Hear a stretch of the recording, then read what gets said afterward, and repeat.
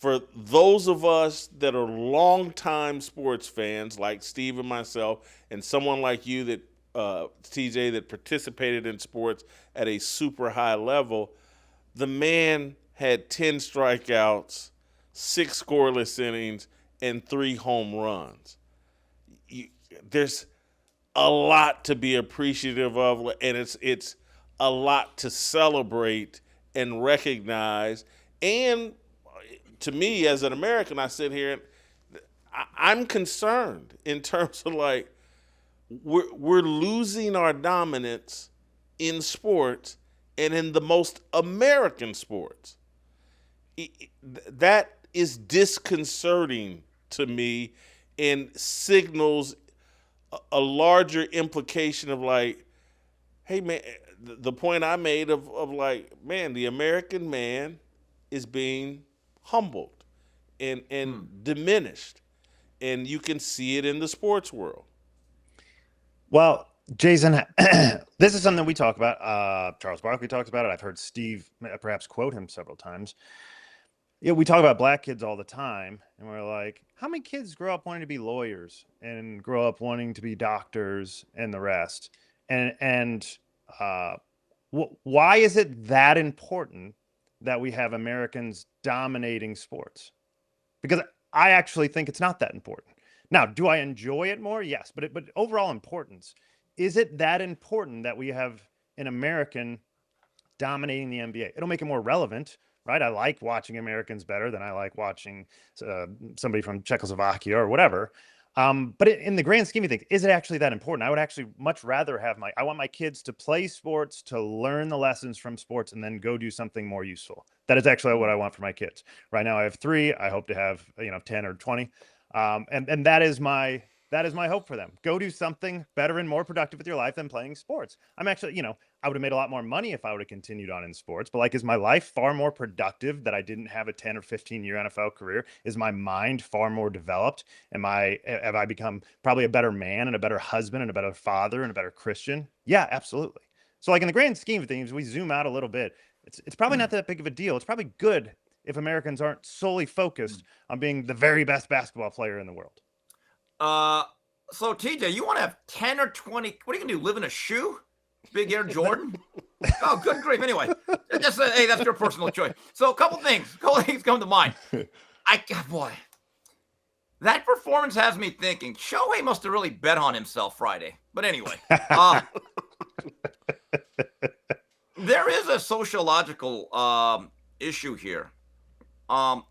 The participation of black athletes in baseball the last 30 years has gone down significantly. And I remember Major League Baseball had the RBI initiative years ago, trying to get more participation in these areas and the demographics.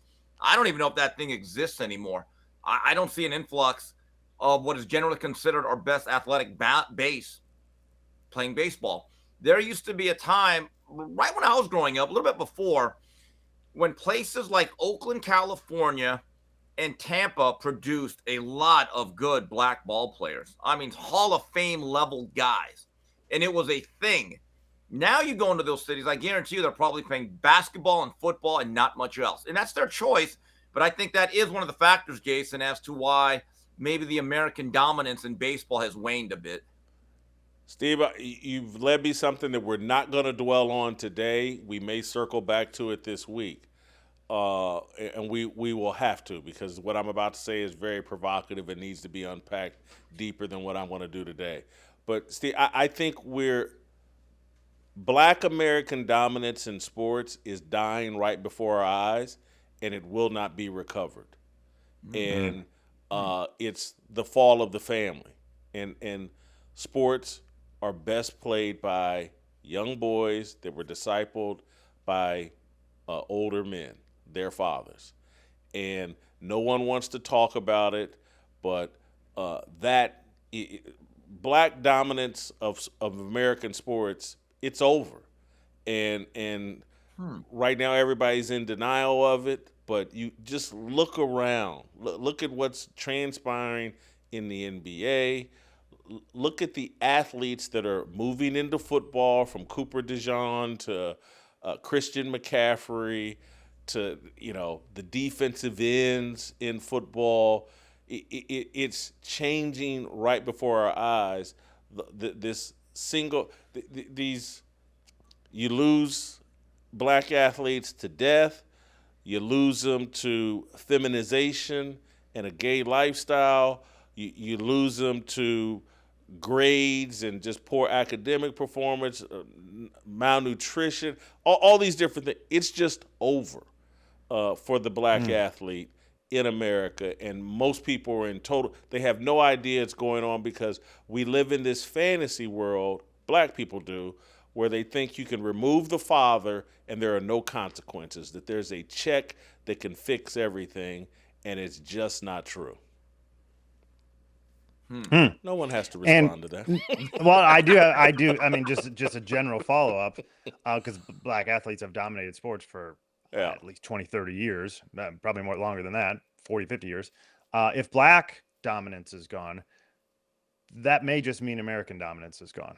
And then that's right. It's like you have a couple of these white guys doing well in each sport, and that's fine, but the other part of it, and it's like, hold for 1 second though, TJ. Hold for 1 second. I don't know, with all the money that's in sports, people are still going to pursue sports. Genetics, Jason, though.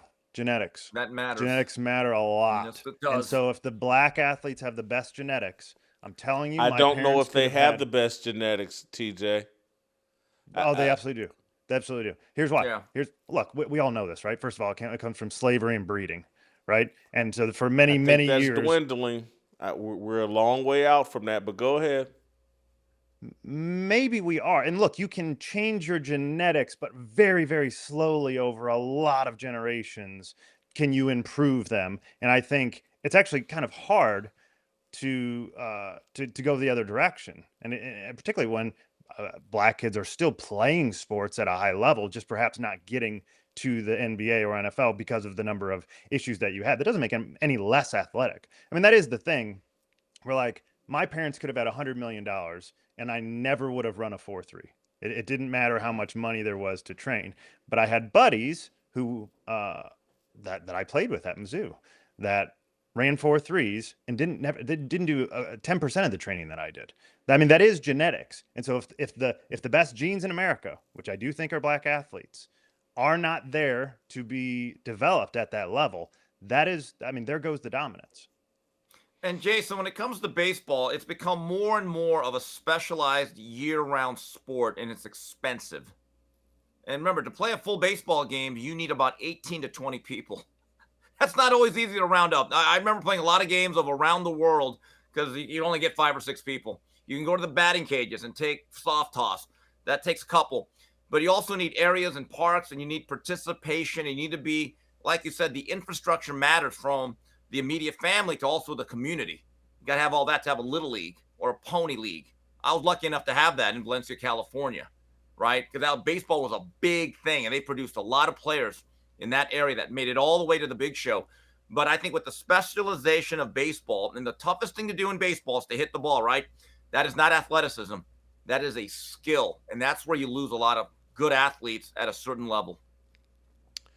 I think a lot of these endeavors are skill related. And I think that the nuclear family structure produces the best results in everything.